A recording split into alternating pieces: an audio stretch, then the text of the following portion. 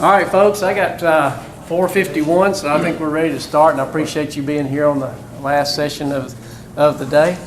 I'm Wasson with Mississippi State University Extension. I'm with the Precision Ag program. I mainly focus on unmanned aerial systems, and if it gets too warm in here, we'll open the doors up a little bit more. But that was, he was at Shelby Air. I can't think of his name. Or at the MSU is working with FAA in a Pathfinder project and another company. We're actually putting a transponder on the wing of the aircraft, and so it's sending out a signal through the cell towers. And so the crop duster pilot, some of them don't even have radios, but they always carry their cell phone. And so there's an app that they have, and so they can see where we are. And so, and it helps us to see where they are as well on our ground control station. So we'll see how all that pans out. Ike Bernetti, that's who that is. Flying. So the rules, it's very important. It's basically for a safety perspective to get your remote pilot certificate. It costs $150. It's not a gimme test. I mean, this is airspace you're talking about. So the FAA is very sensitive to it. They want everybody to be safe. And so they want you to understand things that are going on above you and around you. So they do require to have the remote pilot certificate, or Part 107 as we call it. I think the DJI Phantoms now, when you buy a DJI, it actually asks, that's a 10 question thing that you have to answer before the thing will even allow it to fly. So it kind of gets you say, okay, what is this, what is that? So it helps you understand airspace through that 10 questions. But it really is helpful to go ahead and get to Part 107. You can go on YouTube, you can go to the FAA.gov website. There's all kinds of information, but YouTube's a great one. And you can pay $150. There's online courses like Gold Seal that are really good. But like I said, the test itself costs $150.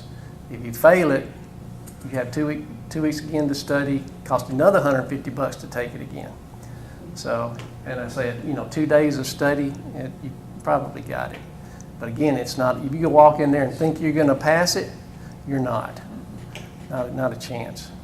If you don't know aviation technology and weather and airspace, and they have what they call sectional charts. We're all familiar with the road atlas for cars. Sectional chart is the road atlas for an airplane. If you can't read that, you'll fail it for sure.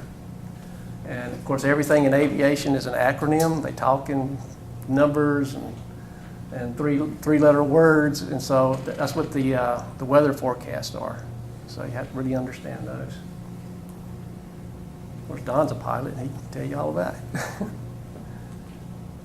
So here are the basic rules that you asked about. Register your UAV. So it's just like going, if you buy a new truck, you have to go and get a tag. You have to register it. It costs $5. It takes about 5 minutes on the FAA website to register your UAV. They took this away, but I think 2 weeks ago they brought it back. I think there's close to over 1 million, or close to 1 million registered UAVs in the country now. I think it was like 825,000 a few months ago. That's more than any manned aircraft, helicopters, you name it, planes, jets, commercial. So there are a lot of drones in the air. Is that like even for the little cheapos, they don't have to do they? Yeah. They do? Dang, so any size. Well, there is a size limit. There is a size. If it's less than a half a pound, you don't have to do it. So the really cheap ones you don't have to do. No. But The one that's flying around in the mall? you probably don't. No, not that one.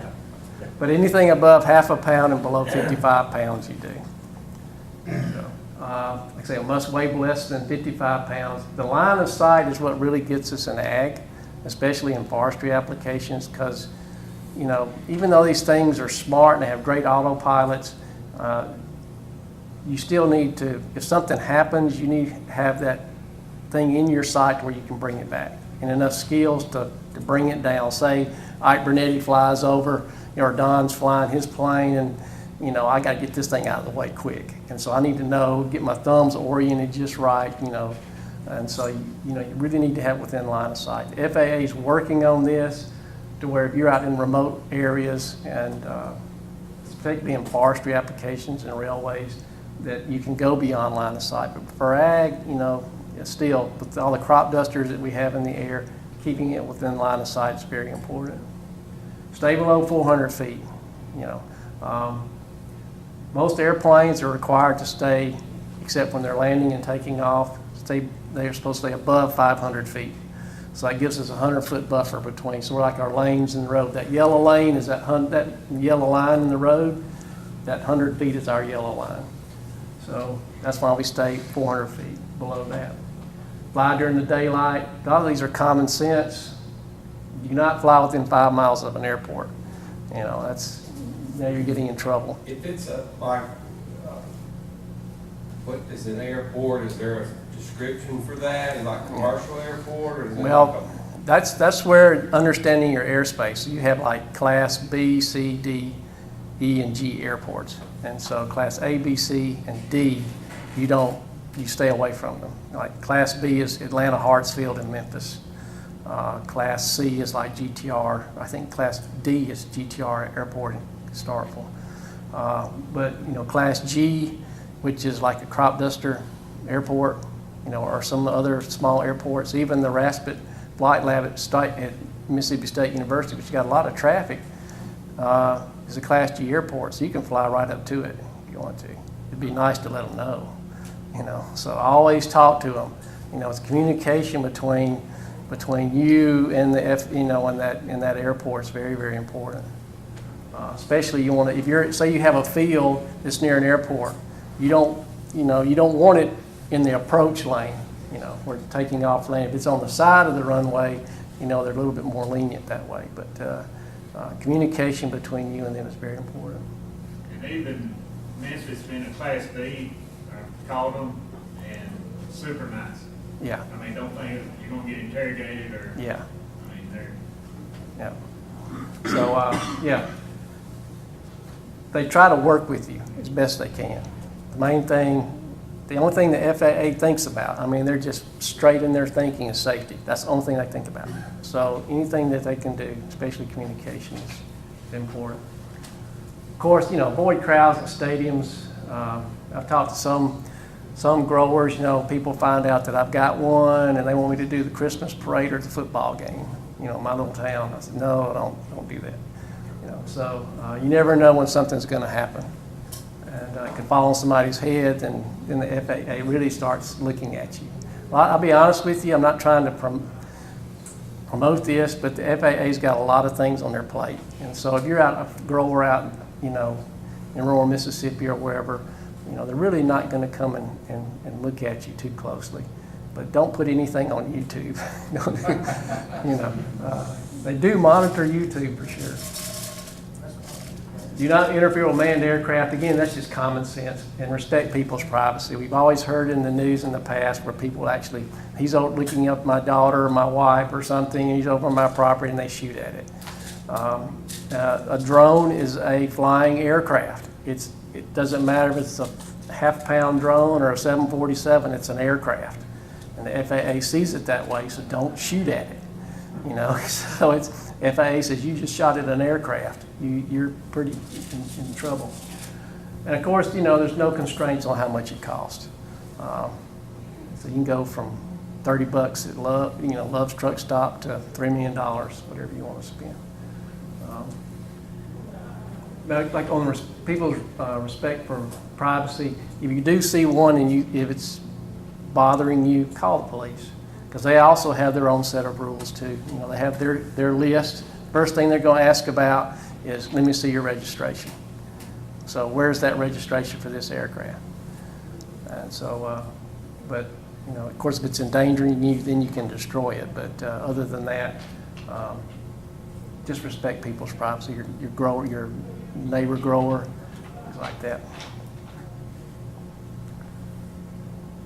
So just a quick summary, it's convenient and on-demand coverage. So you're driving around your field, pop it open from your tailgate, and just look at it in real time. You're seeing what the aircraft can see. So you get these DJI apps, it's on your cell phone, or you can do an iPad. and you're seeing what it's seeing from below 400 feet. And you can fly around your property, you know, and battery life on a DJI Phantom, which is probably the most used, is like 15 to 20 minutes. So you can see a lot from a couple of 100 feet, especially those areas that, you know, you weren't expecting those issues to be there. Again, the UAV Part 107 remote pilot certificate is very important. Operator skill, and we've talked about acreage. If you have a huge thousands of acre farm, I would go with a manned aircraft. You can fly a fixed wing aircraft. If you do, go with like a delta wing type aircraft. But most of us, if we just want to go up there and look real quick, and it's simple and easy, use a multi-rotor. Sensors, you know, we have all these different types of sensors, but just to look, go with the RGB, which is like the camera on your cell phone, or the real-time video. That's what we do most of the time. And all those videos that you saw were coming from the real-time video that I was looking at on the iPad. Processing, so you decide you want to actually do some processing. You know, you want to look at the NDVI maps that we've all heard about. Then you can do it on the cloud. You know, you can set up a processing service on the cloud like Drone Deploy, AgPixel, AgVault, some of these others. Or there's some that you can actually do it in the field. I think AgVault has one that actually does it in the field. And so, but that's up to you. And then, of course, interpretation. You know, we've heard it today several times. You know, what is this thing actually telling me? What is this image telling me? And so that's when you have to go out and use your skills, use your remote sensors and this computer to figure out what's going on. And of course, you're usually going to crash them. So I know there's some groups here, like GeoShack, I think, I'm not trying to promote anybody, but I think there's a Delta group in Mississippi. They sell a lot of these things, but they also, for an extra $99, they have a service contract, and they will actually fix it for you for the first year or so, because they know you're going to crash it. So it's a good, that $99 is a good investment. So. And also with the Mississippi Soybean Promotion Board, if there's any soybean growers here, they want to know how you're using it. And so they would like to do a video interview with you, say how are you using the drone in your soybean operation. So I have a couple of cards here if anybody's interested so they're sponsoring this, and appreciate that. And What so, about liability insurance? Yes, sir. What type of coverage or what? You know? Most insurance companies are carrying drone insurance now. So it's a specific addition to your coverage that you Yeah, sure is. And so I'm going to let, yes, sir. How far are we away from having the infrared that you can read something and actually, you know, you're talking about it doesn't see pests or fertilizer problems. How far are we from having something like that? I don't see it in the near future. Really? No, sir. We've been doing remote sensing since the 70s, and now it's here. You know, today now we got low altitude remote sensing. We're just a few feet off the ground, and yet we still can't see it and tell you what it is. That's the agronomist and y'all's experience.